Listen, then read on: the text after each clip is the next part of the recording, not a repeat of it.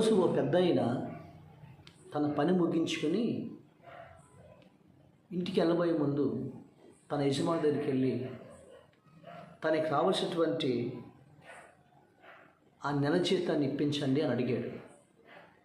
అప్పుడు అయ్యా, నా కుమారుడికి ఫీజు కట్టాలి, వాడి భవిష్యత్తు నాశనం అయిపోయిందయ్యా, ఇప్పించమని ఆ పెద్ద ఆయన అడిగాడు. అప్పుడు ఆ యజమానుడు ఆ పెద్ద ఆయనకి రావాల్సిన జీతం 1000 రూపాయలు ఇచ్చాడు, 1000 రూపాయల నోటు ఇచ్చాడు. అప్పుడు ఆ పెద్ద ఆయన సంతోషంగా ఇంటికి బయలుదేరాడు. తన కుమారుడి యొక్క భవిష్యత్తు గురించి కలలుగంటూ ఆయన వెళుతూ ఉన్నాడు. అలా వెళుతూ ఉండగా ఈలోపు అక్కడ ఒక సువార్త మీటింగ్ జరుగుతుంది, కూటం జరుగుతుంది.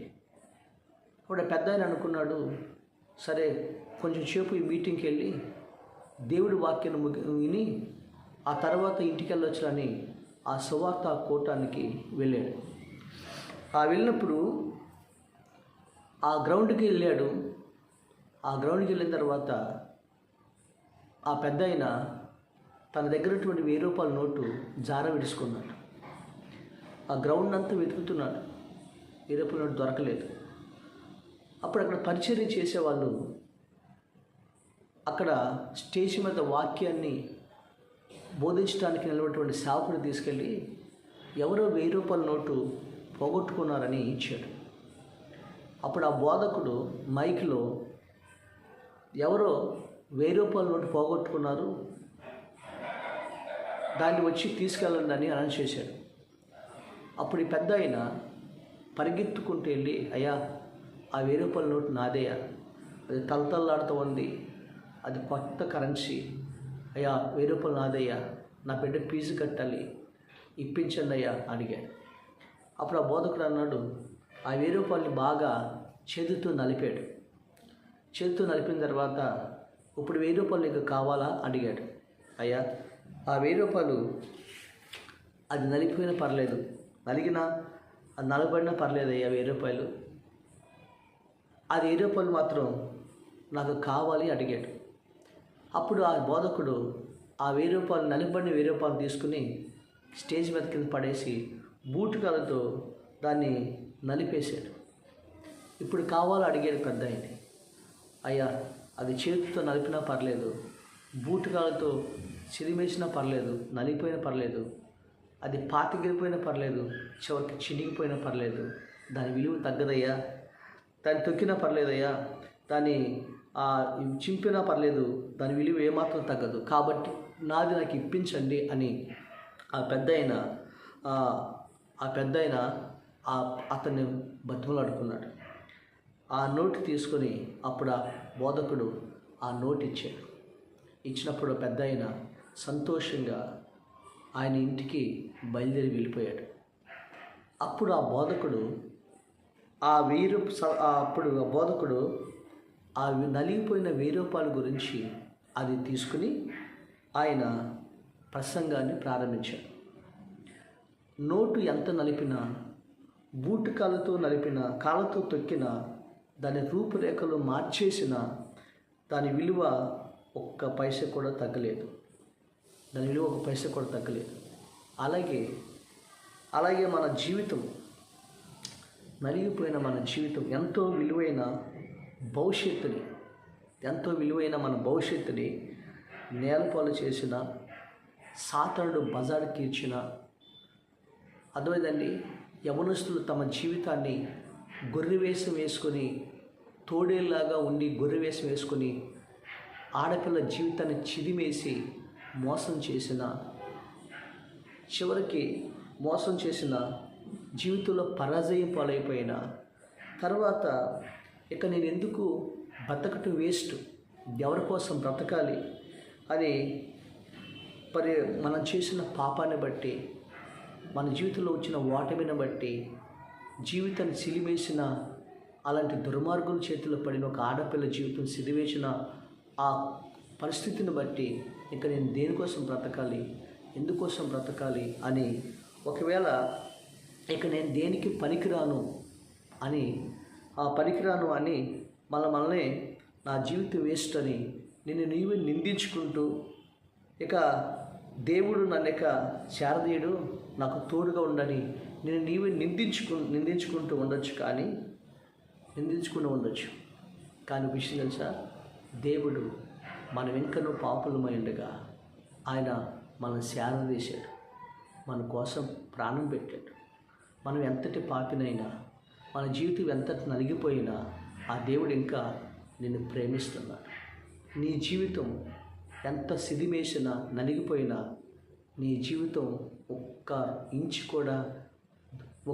కూడా విలువ తగ్గదు అన్న విషయాన్ని నువ్వు జ్ఞాపకం చేసుకో.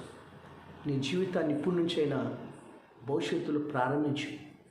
ఇవన్నీ కూడా పక్కన పెట్టి నీ జీవితాన్ని దేవుడి చేతిలో పెట్టు. దేవుడి చేతిలో పెట్టి ఆ దేవుడు నీ జీవితాన్ని ఆయన ఆ నలిగిపోయిన, విరిగిపోయిన, పగిలిపోయిన, పతనమైపోయిన, ఓడిపోయిన నీ జీవితాన్ని మరలా అక్కడే దేవుడు నిన్ను పతాక స్థాయిలో నిలబెడతాడు. నలిగిపోయిన నీ జీవితాన్ని ఆయన ఆశీర్వాదకరంగా మారుస్తాడు. దుఃఖకాంతులను బ్రతుకుని ఆయన ఆనందమయంగా మారుస్తాడు. అందుకని యేసు ప్రభువు ఆయన మన పాపాలు క్షమించాడు, మన కోసం సిలువ వేయబడ్డాడు. మనుషులందరూ మనం ద్వేషించిన, ఈ లోకంలో అందరూ మనలను ఏలన చేసిన ఈ రోజున నా జీవితం ఎందుకు వేస్ట్ అని అనుకోవద్దు. నీ జీవితం దేవుడికి కావాలి. నలిగిన జీవితం దేవుడికి ఇష్టమైనది కాబట్టి ఆ జీవితాన్ని దేవుడు అనేకులకు ఆస్వాదిస్తాడు. తెలుసా విషయం? అంత నలిగిపోతే ఒక పువ్వును చూసారా, ఆ గులాబీ పువ్వు అయినా తను బాగా నలిపితేనే తన సువాసన రాగలదు. ఈ రోజున నీ బ్రతుకులో ఒక చపాతీ పిండిని, ముద్దని తను ఎక్కువగా ఎంత కొడితేనే అది అంత చక్కగా సాగి ఒక చపాతీగా మారగలదు. నీ బ్రతుకును కూడా దేవుడు అపవాది ఈ లోకము పాపములు చిదిమేసి నలిగిపోయినా నీ జీవితాన్ని సువాసనగా మార్చగల దేవుడు మన ప్రభు అయిన యేసుక్రీస్తు. అందుకనే ఆ దేవుడి చేతిలో నీ జీవితాన్ని పెట్టు. ఆ దేవుడి సందులో నీ పాపములను ఒప్పుకో. అతిక్రమములు దాచిపెట్టేవాడు వర్ధిల్లడు, వాటిని ఒప్పుకుని విడిచిపెట్టేవాడు కనికరం పొందుతాడని దేవుడి వాక్యం సెలవిస్తుంది. చూడండి, యెషయా గ్రంథము 61వ అధ్యాయము 1వ వచనంలో ఒక మాట మనం చూసినట్లయితే దేవుడు ఒక మాట అంటాడు, ప్రభువు యెహోవా ఆత్మ నా మీదకు వచ్చి ఉన్నది, దీనులకు సువార్తను ప్రకటించుటకు యెహోవా నన్ను అభిషేకించును, నలిగిన హృదయము గల వారిని దృఢపరుచుటకును, చెరలోనున్న వారికి విడుదలను, బంధింపబడిన వారికి విముక్తిని ప్రకటించుటకును, యెహోవా హితవచనమును మన దేవుని ప్రతిదండన దినమును ప్రకటించుటకును, దుఃఖాక్రాంతులైన వారిని ఓదార్చుటకును, సీయోనులో దుఃఖించే వారికి ఉల్లాస వస్త్రమును కలుగజేయుటకును, బూడిదకు ప్రతిగా పూదండను, దుఃఖమునకు ప్రతిగా ఆనంద తైలమును ఆయన వారికి ఇచ్చుటకు ఆయన నన్ను పంపాను. తెలుసా, దేవుడు నలిగిన వారిని విడిపించుటకు, ఆయన నలిగిన వారిని ఆయన దృఢపరచడానికి, చెరలోనున్న వారిని విడిపించడానికి, దుఃఖముతో ఉన్న వారిని ఉల్లాస వస్త్రం ఇచ్చడానికి ప్రభు ఆయన బూడిదకు ప్రతిదండను, ఆ పూదండను ఆనంద తైలముగా, దుఃఖమునకు ప్రతిగా ఆనందమును ఇవ్వటానికి యేసు ప్రభు వారు ఈ లోకానికి వచ్చారు. ఈరోజు ప్రియమైన యవన బిడ్డ, ప్రియమైన తల్లి, ప్రియమైన దేవుని బిడ్డలారా, ఈరోజు నీ జీవితాన్ని సాతానుడు ఎంత సిదిమేసినా, పాపంలో ఎంత కూరుకుపోయినా, నమ్మి మోసపోయి నా జీవితం వేస్ట్ అనుకుని ఈ ప్రేమలోనూ మరొక దాంట్లోనూ పడిపోయి నీ జీవితం నలిగిపోయినా, ఈరోజు యేసు ప్రభువుని నేను ప్రేమిస్తున్నాను. ఆ యేసు ప్రభు జీవితాన్ని, నీ జీవితాన్ని అప్పగించు. సమస్తాన్ని కోల్పోయిన, శూన్యంలో పడిపోయిన, నలిగిపోయి చిరిగిపోయి రూపురేఖలు మారిపోయినా, ఆ 1000 రూపాయల నోటి విలువ ఎలా తగ్గలేదో ఈరోజు నీ విలువ ఇంచు కూడా తగ్గదు. నీ తల్లిదండ్రుల ముందు, నీ బంధువుల ముందు, లేదా నిన్ను నమ్మించి మోసం చేసిన వారి ముందే దేవుడు నిన్ను గొప్పగా దీవించబోతున్నాడు, సువాసనగా మార్చబోతున్నాడు, అనేకులకు నిన్నే దీవెనకరంగా మార్చబోతున్నాడు. ఎప్పుడు?